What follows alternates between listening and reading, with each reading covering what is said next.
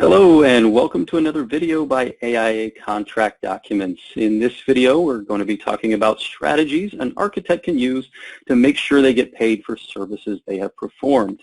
We're going to be focusing mostly on mechanics liens in this video, and I'll bet there are plenty of architects out there who are a little bit surprised to hear that mechanics liens might just be available to them. My name is Mike Koger, and I'm joined by my colleague Jimmy Germano. We are both staff attorneys at the American Institute of Architects. We work in the Contract Documents Department. And in this video, we are joined by Jeremy Baker. Jeremy is a very talented attorney out of the Chicago, Illinois area. He is the founding member of the Baker Law Group. And Jeremy has extensive experience in the practice of design and construction law. So thank you, Jeremy, for joining us. Jeremy spent just shy of 20 years or so working in a couple of very large law firms before opening his own firm. And you can find out more about Jeremy and his practice at the website buildchicagolaw.com. I should say that if you're looking at Jeremy's video, we told him to have as blank of a background as possible, but he insisted on showing off his gigantic telescope. So that's what you see to his right. Thank you, Jeremy. So a bit of a disclaimer here. As always, we can't give legal advice on this video, and nothing you hear in this video is a substitute for consulting with an attorney who is licensed in your jurisdiction who can talk with you about the specific issues you are facing. Also, I can't emphasize this enough, but for the most part, mechanics liens are creatures of state law. So the specifics of who can file a mechanics lien and the processes and procedures you have to follow to achieve and then ultimately enforce a mechanics lien, they're going to differ depending on the jurisdiction that you're in. We're going to talk about more of that throughout this video. But what we're really trying to accomplish here is a high-level primer on design professional mechanics liens so that you can know that they might be available to you and be aware of them generally, and so that you can get kind of a flavor for some of the issues that you should be thinking about if you are inclined to file a mechanics lien and to look into that avenue. So with that, Jimmy, I'm going to go ahead and turn it over to you to get us started. Sure. Thanks, Mike. So as Mike said, my name is Jimmy Germano. I'm a staff attorney at the AIA. Today, like Mike said, we're going to be talking about payment issues, and specifically those that might be arising pretty quickly here with the onset of the COVID-19 pandemic and the effect that it's having on the construction industry and architecture firms. One sort of preview I wanted to make everyone aware of is that there is an article that goes into much of the same detail we're going to talk about today and some other nuances. And if you want to read more about that, it's on aicontracts.org, and it's similarly titled to this video. And one of the things that the article goes into that we're not necessarily going to get into that much detail today about is contract rights that might come into play. So the article talks about the B101 owner-architect agreement, Article 9, which gives the architect the right to terminate in some situations, Section 8.2 and 5.15, which talk about mechanics liens rights that architects may have. So if you want to learn more about sort of the contract side of these payment issues, you can go ahead and check out those resources that are available on aicontracts.org and also aia.org. And with that, let's get to the topic at hand and our guest that we have here today, who's generously donated his time to talk to us, given his extensive experience with mechanics liens and other architect issues, and that's Mr. Jeremy Baker. So, Jeremy, first, why don't you just take a minute or two and tell us a little bit about yourself, in addition to that preview that Mike gave a couple minutes ago. Thanks, guys. Well, in addition to being a father of 4 and an avid amateur astronomer, I am really a lawyer for design professionals. I spent the first almost 18 years of my career at large law firms, most recently 14 years at Schiff Hardin, where I was a partner in the construction law group. I founded my own firm 6 months ago, in no small part because I believe that architects are underserved by lawyers. You usually don't get one until you have a claim. And I believe in nip it in the bud. I like to see claims go away so architects don't get stuck in litigation. I like to help them get in good contracts and have good win-win outcomes. So it's always a pleasure for me to do anything with the AIA. Well, it's our pleasure working with you here today, and thanks for taking your time. So let's jump into the sort of the meat of why we're here and what everyone's interested in, and that is mechanics liens. So let's pretend that you, Jeremy, you walk into a room with people who know nothing about construction law and know even less about mechanics liens, and you have to answer the question, what is a mechanics lien? So what is a mechanics lien? I'd say, Jimmy, that it's a claim for payment that's a lot like a mortgage. And, before I get into some of that detail, I would say that this is like a choose your own adventure where, if you were on a public project, your lien rights look like this, and if you're a private project, your lien rights look like that. So I'm going to be focusing mostly on private projects today. But the best analogy I can make is to a mortgage. I think that a lot of people that don't have a great interest in contracts or the law know that when you buy a house and you borrow money from the bank, they put a mortgage on the real property records that go along with your house because if you don't pay, they're going to take your house away. They're going to sue in court and have the judge sell the house, and they're going to get their money back that way. And a mechanics lien is sort of similar to a mortgage in the sense that if you have a right to payment, you can stick your mechanics lien claim on the property records like a mortgage.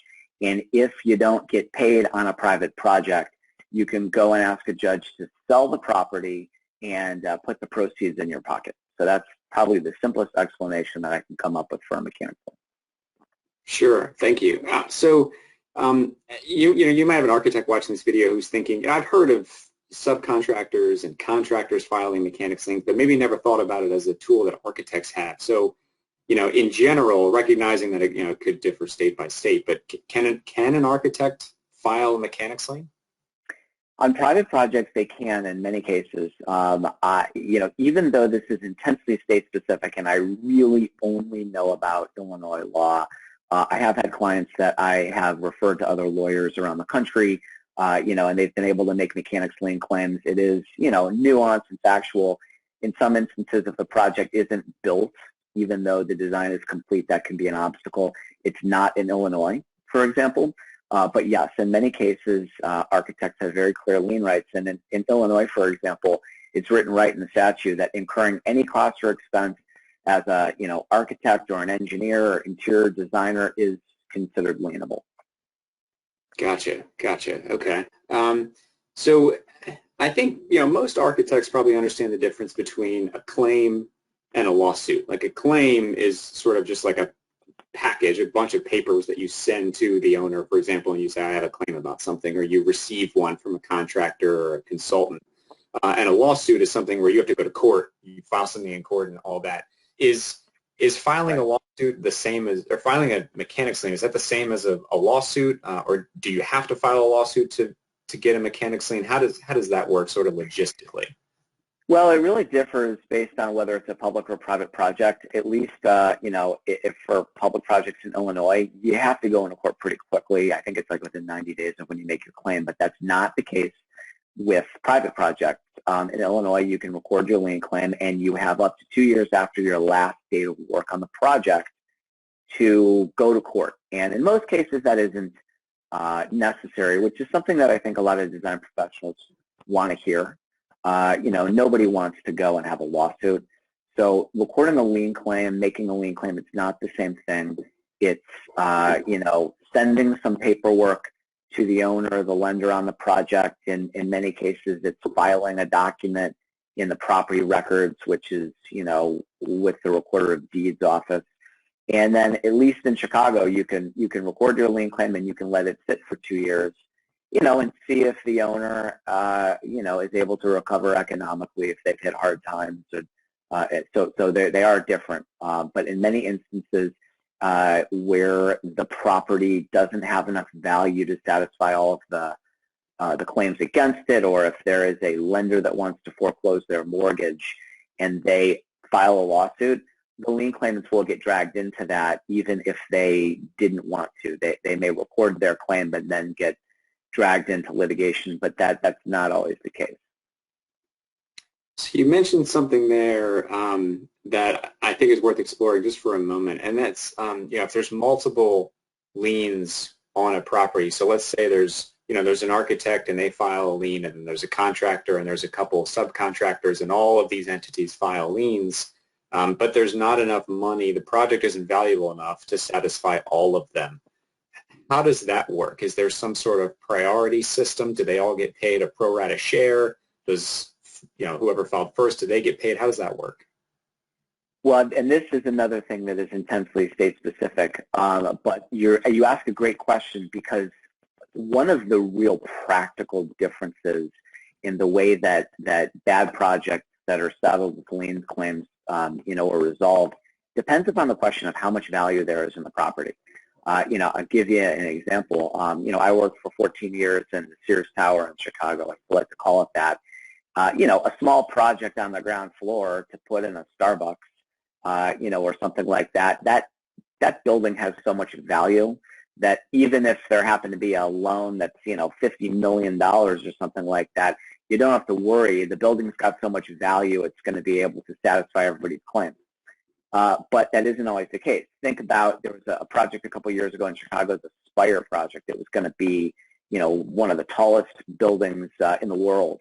And the amount of concrete that they put underground before the project stalled out led to liens of enormous size, and that property was actually worth less, I would say, with all that concrete underground than it was before they put it in there. And so that is a project where if there's a bunch of lien claims and a bunch of mortgages, somebody's going to get the short end of the stick because there isn't enough value to satisfy everybody's claims. And so yes, Jimmy, I would say that it's probably true in every state that there is a pecking order that is established for different lien claims, different mortgages, and whoever is first in line is most likely to get paid.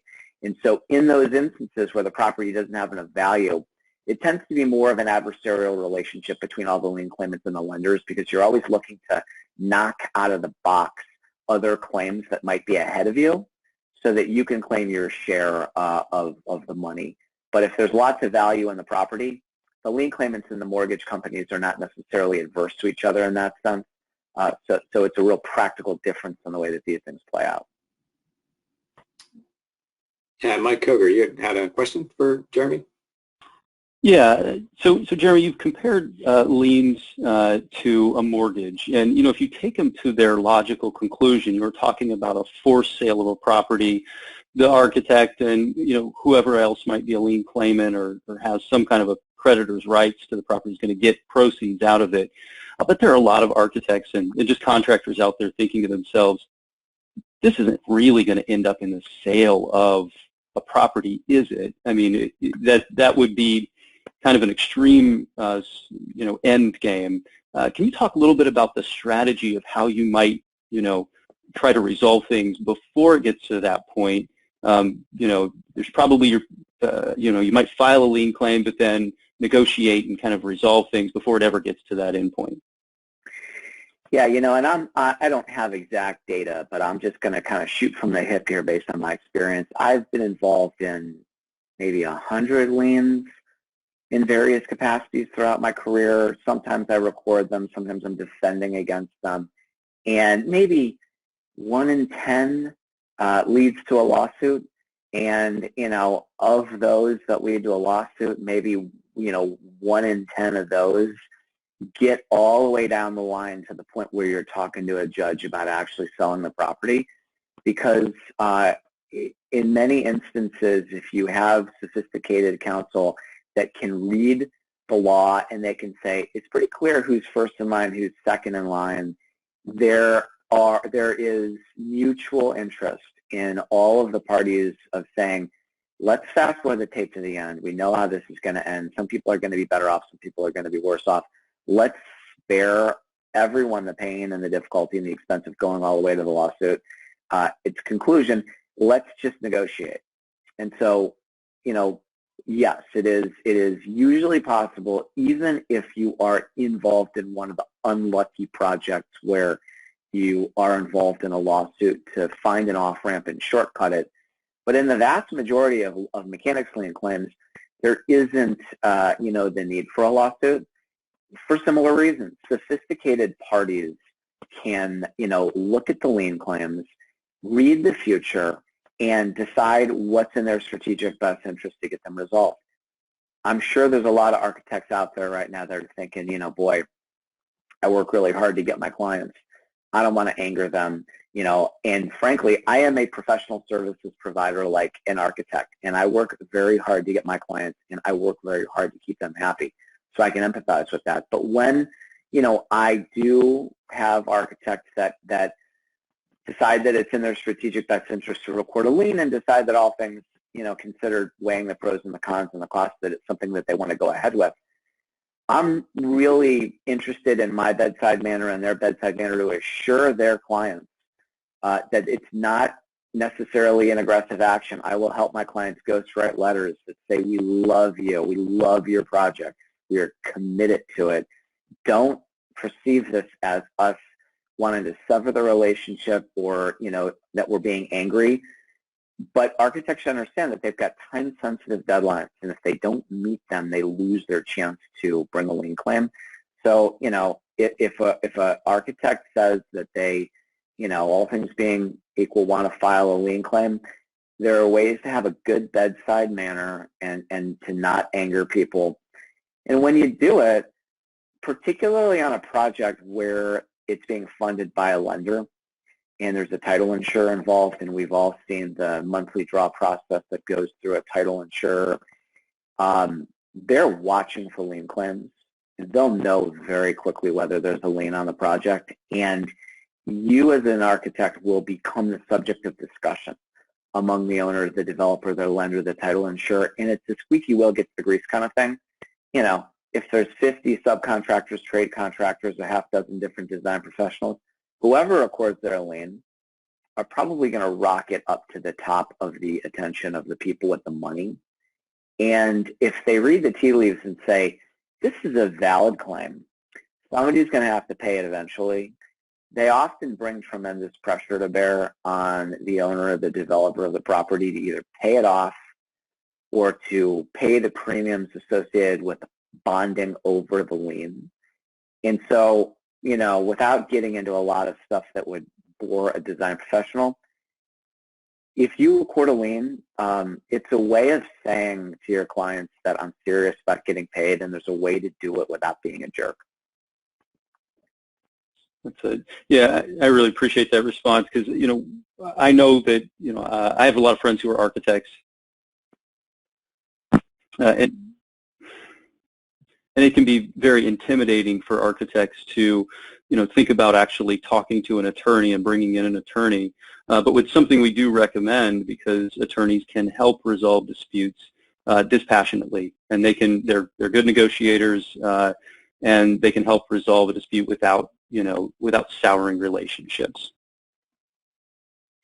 So Mike, that's a great follow-up, and that actually raises a question with me for Jeremy, and this might be one that you might be able to answer, you sort of may not, but I'm thinking of an architect who's watching this video thinking, okay, I didn't know I had this right, maybe I should look into it, and then immediately, especially right now, they're going to think, well, how much is this going to cost? So in general, how much would it cost an architecture firm just to get a lien filed, just to start that discussion to preserve their rights? It depends how they go about putting a lien on the property. There are lien services out there that are staffed by non-lawyers, and they look at the lien form and they think about it as a form, and the information is populated, and I don't know what their fees are for that sort of thing, but it might be a few $100 or something like that. It's a little bit different if you begin to work with a lawyer, because lien law, other than critical path scheduling and certain types of construction cost accounting, is, and this is very counterintuitive, it's some of the most complicated law that's out there, because there are so many instances where somebody's going to get the short end of the stick, and all the lawyer, if there's a big fight, there are fights over crazy things like, oh, it's your last date of work that triggered your deadline. That wasn't real work. You were just, pretending to do some punch list stuff to reset your time to do the lien claim. And so there's so many fights over these little things that lawyers like me, who have litigated a lot of these liens and have been on the receiving end of technical arguments about why what I recorded is not quite right, and sometimes I'm on the giving side of those kind of arguments, it's very complicated. And so when I record a lien, I use my litigation experience to really think about how might I make this lien, something that I could defend if I was called upon to go to court.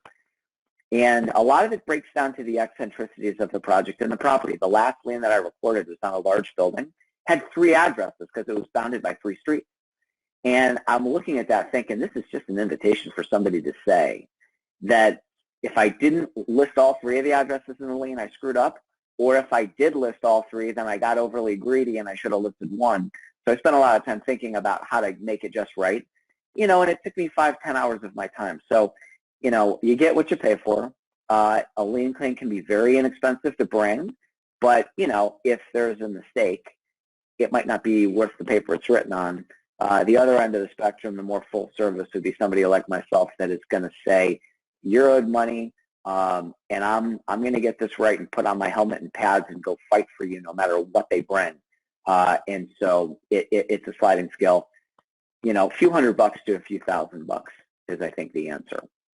Gotcha. And I would imagine, too, some sort of just business cost-benefit analysis comes into play as well. I mean, if you're only owed maybe $1,000 or $2,000 or something, it becomes a different calculation than if you're owed $500,000, or something like that. So I would imagine firms are dealing with that as well.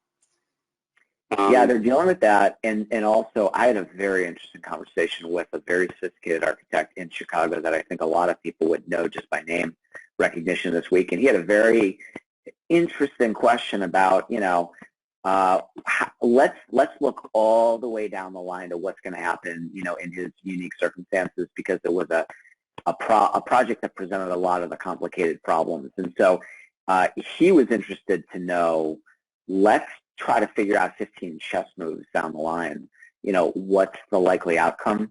And so it isn't just, how much is at stake, but it's many more complicated things. And there are sophisticated construction lawyers in every state that would have the ability to get on the phone with you for a half hour and say, here's how I think it's going to shake out in a year or two if everybody really crosses swords. So there's a lot to think about. Sure. So I know we're pressed for time a little bit, so I want to switch topics to something that you referenced earlier but that I didn't get a chance to follow up on, and that's, you referenced maybe there's a difference between publicly owned and privately owned projects. So can you explain maybe a little bit of the difference between how mechanics liens work on public projects and private projects?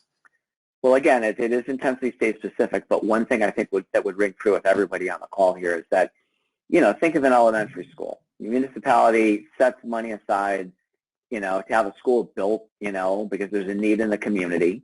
And if you got some, subcontractors, say the drywall sub that doesn't get paid for whatever reason, you wouldn't think that they would be allowed to put a lien on the property and have the court sell it to pay their claim, because just as a matter of public policy, if the municipality set aside money for the school, I think that everyone would agree that it would be a better thing for the kids to be able to go into the building and use it rather than have it sold. So on private projects, like a mortgage, the lien will usually attach to the property, and it's something that can be sold. That's a way of taking a claim and marrying it up with value, which is important because, a lot of the people on this call will know that their clients deal through single-purpose entities on each project, LLCs that might be shell companies with no assets. And you can make a claim against that shell company and you can win and spend a lot of money in court, and what you're going to get is a judgment or a verdict or an award that isn't worth the paper it's written on. So on a private project, if you marry up your claim to something that has value, how you securitize the debt, and maybe you can make sure there's a pot of gold at the end of the rainbow for you.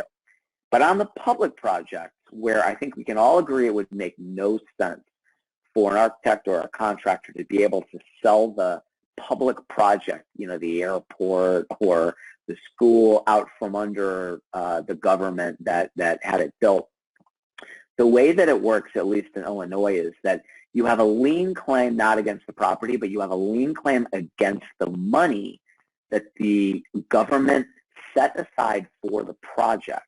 And so in Illinois, general contractors have no lien rights at all, okay? But subcontractors can make claims against the money that the government has set aside to be paid to the general contractor before that money is gone. And so once the money is gone, at least in Illinois, the money is gone. And so it's an entirely different set of circumstances. You don't have deadlines that are triggered on when was the last time you worked and how timely did you file your paperwork. If you're in a public project, you want to make your claim before the money runs out. And then, at least in Illinois, within a short period of time after you make your claim, you have to go in a court and, ask that there be an accounting of the money that's left. And, if you don't act quickly, you lose your claim. Very different than a private project where you can put a lien on and then you can sit back, at least in Illinois, for up to 2 years and see what happens and see, maybe can it be resolved without a lawsuit. So, thanks for that explanation. Mike Koger, do you have a question? Yeah, just kind of switching gears a little bit. I want to do kind of a hypothetical. Let's say I'm an architect who's done a considerable amount of work on a project. I'm all the way through CDs. I'm owed a fair amount of money, so I've done the bulk of my work. And I don't know if this hypothetical it sounds like it could depend on whether or not there's actually been work started, whether or not I have mechanics lien rights. But I'm just wondering, Jeremy, if you could tell us, I'm at this point where I've done a lot of work, I know I'm owed some money, and I'm thinking along the lines of a mechanics lien.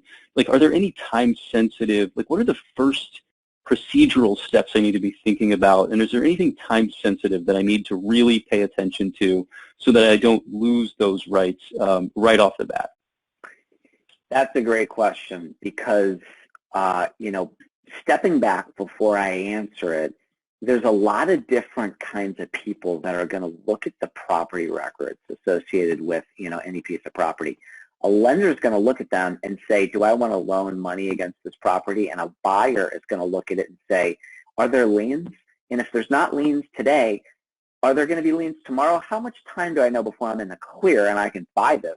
And know that I'm not going to suffer lien claims. And so, liens are not just about getting people like architects paid. It's a balancing act between the interests of lots of parties. And the way these interests are balanced is by having rules that are a little bit unforgiving if you don't follow them. A lot of them have time deadlines. And title insurers and lenders and buyers rely on that. They say, it's been longer than the time period for liens to be asserted on this project. Therefore, I'm going to make an assumption that there won't be any. Yeah, let's go ahead with this transaction and buy that property, or let's loan some money. So, yes, there are very time-sensitive deadlines for the reason of this balancing of interest. In many cases, certainly in Illinois, your last date of substantive work is often going to trigger your deadline. And there are just so many fights, I alluded to this earlier, about how much work is enough work to qualify as resetting your deadlines. If the project stalled for 6 months and then you go out to the site to do a final site inspection, it's kind of a sham. You're trying to reset your deadlines. You might not be successful. But what about real punch list work? Does that count? Or is it something that has to come before substantial completion? Very state specific. And in some states, you absolutely must, at the outset of the project, actually mail a piece of paper off to the owner and lender and say, hey, I'm out here. I'm an architect. I'm on the project. This is my contract, and I'm letting you know that I'm here. If you don't do that at the beginning of the project, then in some states you might not have lien rights at all. In Illinois, there's only very rare circumstances where that action needs to be taken at the beginning of the project. So typically, at least in Illinois, what you look at is, when's your last date of substantive work, something the contract requires, something that you could charge for, and then depending upon whether you have a contract directly with the owner or whether you're further down the chain, you're going to have different deadlines, and that time period starts to tick away. So if there is anything that I can stress on this call that might be of practical value for architects is, number one, state-specific, talk to a lawyer in the state where the project is. Number two, realize that public projects and private projects are different. And number three, if you are somewhere at the intersection of, doing your homework and procrastination, trying to figure out, is this something that is going to be in your best strategic interest to pursue, the time might be already ticking away on your claim now. So don't delay in at least trying to find out what your deadlines are, because you might already be well into them if the project has stalled. And really, guys, that's why this topic is so timely right now. You know, we're in very sad and terrible times in our country right now, and we see projects that are slowing down or that may slow down. You may see some of your better clients that always pay every month like clockwork all of a sudden not paying. These are red flags, you know, and these are things that might make an architect want to say, today is the day that I'm going to get educated about what my rights are on this project, because I might lose them if I don't act quickly. Yeah, that's a great response, because I think in general the law does provide, you know, leeway for people. Mechanics liens, and it's been my experience, pretty rigid rules out there. So thank you for covering that and emphasizing that. Well, I think that's a great way to kind of wrap up. Jeremy, that last response I think was incredibly valuable advice for architects. With that, I actually, Jeremy actually covered the last couple of questions that I had. Unless Mike Koger has anything, or Jeremy, if you have any parting words, I think we're ready to wrap things up. Yeah, I mean, I would just say two things real quick, and that is on public projects at the state level, the local level, certainly at the federal level, there is almost always something called a payment bond that is in place, because the government recognizes that if you can't put a lien on the property and sell it, the odds of some deserving design professional getting the short end of the stick increase. And so there are these bonds that are often available, and they're there to pay claimants. And so if you're on a public project, you know, finding out what kind of bonds are there. Payment bonds are written by sureties. It's similar to insurance. Insurance companies are often sureties. They write these bonds. They go with the project, and if people have payment claims, they can raise their hand and make a claim against the bond if they don't have public lien rights. And then the other thing I think is just, you know, it's philosophical, I suppose. You know, if you're at that intersection of procrastination and doing your homework and getting educated, one of the things that I think you might want to first resolve for yourself is the question of, how determined are you to get paid? And, you know, if you decide that, you know, your firm's existence in the future is something that is of very, very high importance to you, because you want to impact your community, you want to create great spaces that make people's lives better, you want to pay your bills, you want to be able to pay your employees, you want to be able to pay your vendors, you first have to sort of resolve for yourself that you're going to go out there and get yourself paid. And if you are able to think that through, and you say to yourself, for all those reasons, I am going to do everything that I can to get myself paid, that is when you really need to seize the day and get educated about what your rights are, whether it's a public lien claim or a bond claim or a private project mechanics lien claim. If you've resolved to get paid, now is the time, and I mean today, to start Googling, to start asking around, to maybe talk to a lawyer.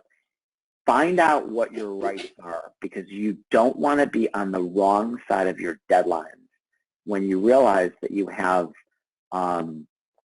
you've missed them. And as just a parting words of caution, you know, if you are the lead design professional on your project and you owe money to subconsultants downstream, while this isn't universally true and it is a matter of state law, it is often the case that your subconsultants will have valid breach of contract claims against you as the lead design professional, regardless of whether or not you get paid. And so one of the interesting and difficult conversations that I've had this week with a very sophisticated architect in Chicago whose name I think a lot of people would know, trying to figure out 15 chess moves down the line, is this something that they want to invest in a lien claim on? One of the driving factors was that particular architect knew that that design firm knew they owed a lot of money downstream. And they didn't want to make a strategic decision to not pursue a lien claim.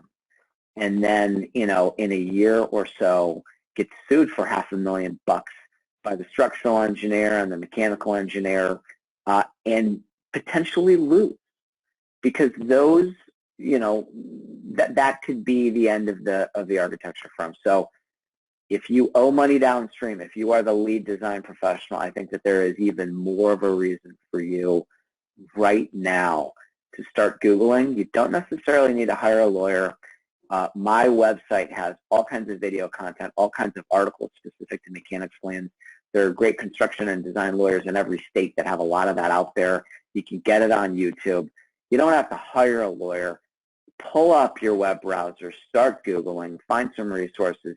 You can learn a heck of a lot just with the internet, by going to websites like mine without necessarily having to ever talk to a lawyer or, spend money on that. But, don't procrastinate. If you've resolved to get paid, particularly if you owe money downstream, today is the day to educate yourself about what your rights are in your specific state and project. I think you scared some people into action. Sorry about that. Fantastic and timely advice, Jeremy. Thank you. So go ahead and wrap things up here. So if you do want to learn more, you can find out more information at aicontracts.org/learn, specifically about the contract documents that AI offers and some just more general information. And AIA.org and AIcontracts.org are also working to release information related to the COVID-19 pandemic and how it might be impacting architecture firms as well. So that could be a good resource for you.